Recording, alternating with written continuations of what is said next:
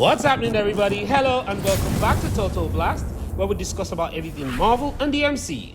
Okay, so the second episode of She-Hulk is out now. Despite being rather brief, the episode is packed with Easter eggs, references to the comics, and small details that hint at major future plot lines. We'll be talking about everything in this video.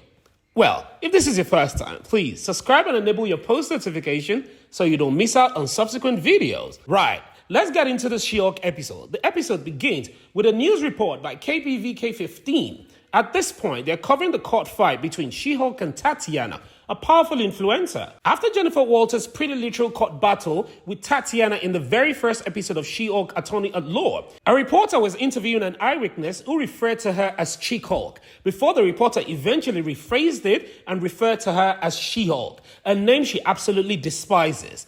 However, Bruce Banner warned her earlier that these superhero names have a habit of sticking. You don't have to choose it. The people choose it. Now, KZYO illustrated a persona as a sketch while reading the news about her using animated visuals. The credit scenes are sometimes also displayed in the same manner. Jennifer really has one of those credit scenes play out as she has supper with her family. We were shown this last week. We will discuss that later.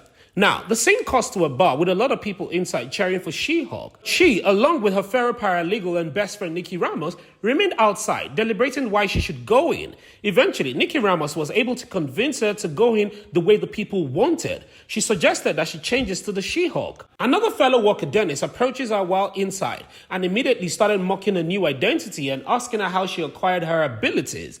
Despite the applause and congratulations, we see that she doesn't appear to be happy. Jennifer claims that she did not borrow 6 figures to attend law school so that she could become a vigilante. For some reason, she said that superhero job was for billionaires, narcissists, and adult orphans. Iron Man, of course, is the superhero that fits this description. Next, we see her boss approach her while she's having a drink with her best friend while in Hulk form. She got up to speak with him, and while she did, he asked her to revert to the other Jen, her actual self. And the moment she does, she immediately shows signs of being drunk, and she had to explain to him that that's because of the difference in metabolism. He then went on and said that they didn't win the case because GLK and H declared it a mistrial and eventually went to say that they couldn't have her working as the district attorney as she would be a huge liability for the DA's office. After all, she did save the lives of the members of the jury and still got fired for it.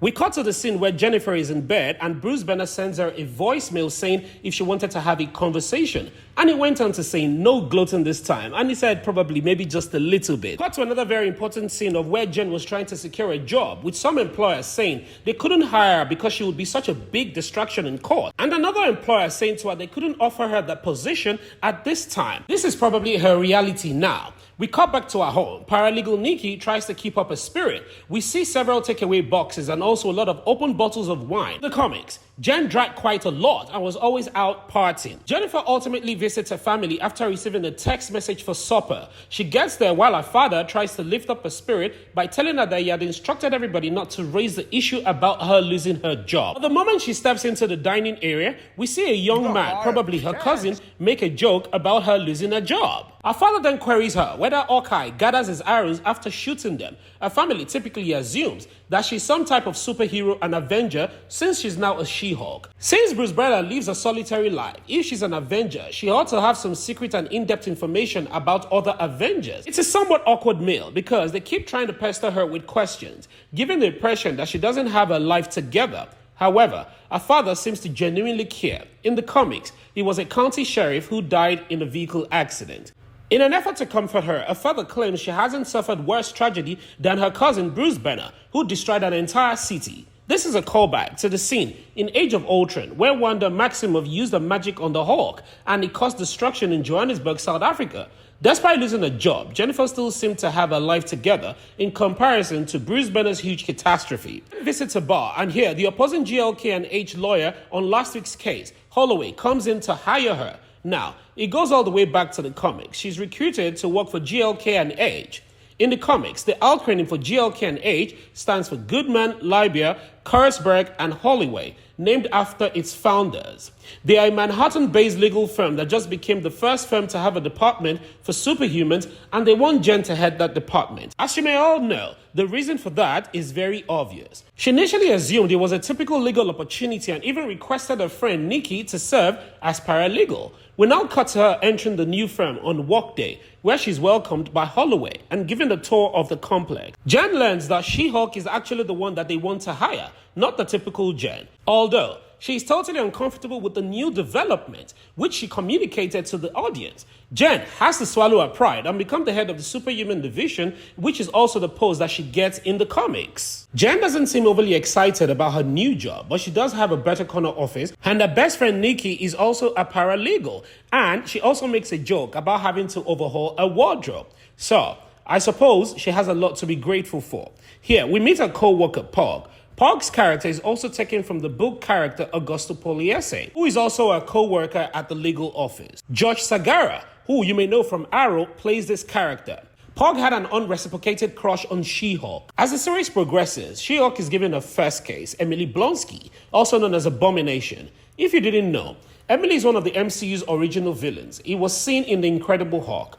Blonsky was a former British Royal Marine Special Operations Commander and was loaned to SOCOM. He was chosen by General Thaddeus Ross. A lot of people have even wondered if he's actually a good or bad guy. But back to Blonsky. He received a different type of the super soldier serum injection during his attempt to capture the Hulk. Blonsky had Banner's gamma-radiated blood transfused into him after losing to Hulk in a fight at Culver University, which led to Blonsky's transformation into the Hulk-sized Abomination.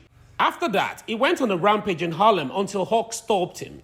Blonsky was a candidate for the Avengers while in S.H.I.E.L.D. custody, but Tony Stark was set up to stop that from happening. Blonsky met Wong while he was still being held in custody and released briefly from the damage control Supermax prison to take part in a fight in a fight club in Macau. Back to the series, Jen is forced to take Emily's case despite her preference not to. Blonsky, who has been imprisoned in a damage control Supermax prison, is being visited by Jen. First saw this in Miss Marvel, though it wasn't given a specific name. This Supermax prison is designed to hold superhumans. It's also the same place that we saw Wong and Abomination going into Shang-Chi. I will talk about this much later. Here, Jen was not allowed to assume Hulk form. She was told that she has to revert back to her normal human self. Going forward, we see a Blonsky who is delightful, sweet, and quite different from how he was in Incredible Hulk. He seemed remorseful and genuinely regret attacking Bruce and the Hulk. He also talked about how he was sent on a mission by the government to take out a threat, referring to the Hulk. He also talked about the Hulk becoming a hero after destroying lots of cities, but he that fought him is seen as a monster and is locked up, which is quite ironic. Now, the real question is Abomination truly a villain, or he was simply under the influence of the super soldier serum? I guess we will still find out. Emil has been in prison since then. He even sent Bruce a heartfelt letter of apology for his actions. Here, we hear him talking about getting out of jail and relocate to the homes that his 7th soulmate had bought for him. Now, who are these soulmates, and how did Emil know that they purchased properties for him? Remember that Emil has been in supposed Supermax prison. Does it mean that he actually has dealings with the outside world, probably with the help of Wong? Anyway, we will get to that shortly. The scene then cuts to Jen's house when she asks her cousin Bruce about her taking up the Emil's case. He replies that he doesn't think it's wrong. Here, we see that Bruce is on a Sakarian ship. Yes, the same Sakarian ship that caused the accident. If you observed, Bruce only mentioned to Jennifer that he needed to take care of something without mentioning what he needed to take care of. This clearly means that something is up. Remember, this Sakarian tie was established when Hulk was in Sakaar for 2 years, but later was rescued by Thor and then later escaped to a Sakarian ship. Could this just be about the escape, or are we setting up for World War Hulk? The comic book storyline centered around Hulk being enslaved as a gladiator. Later, Hulk ended up starting a rebellion and overthrew the ruler of that planet. He married a warrior and was part of the Emperor's forces, and she fell pregnant. However, the ship that he was sent out in exploded, and this killed her along with a large number of people. In the story, Hulk returned to Earth and went to war with all the Marvel heroes. It's an Incredible Hulk packed with outstanding action scenes which led up to more future stories. If they do end up adapting this, it could be a major thing for the Hulk. Now, back to our movie. Jen phones Holloway to finally accept the position and claims to have a master plan that would work in their favor. But Holloway cuts her and tells her to turn the TV on. But she's rendered speechless when she learns that Blonsky has escaped from prison and is taking part in an underground fight. This particular fight scene is from Shang-Chi movie. Wong and Abomination had a fight in the underground fight club where Wong defeated him, but it was later revealed that it was planned and they were in fact friends.